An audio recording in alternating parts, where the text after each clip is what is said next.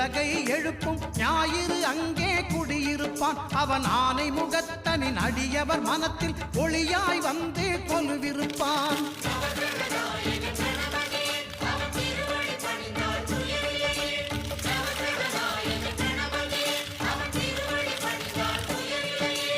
ஒன்பது கோளும் ஒன்றாய் காண அங்கு கற்பகம் என்னும் கடவுளின் மெய்யில்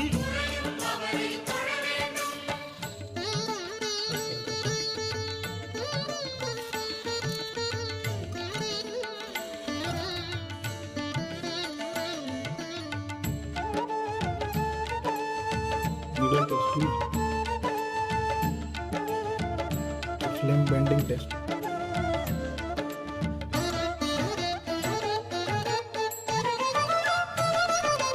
திங்கள் பகவான்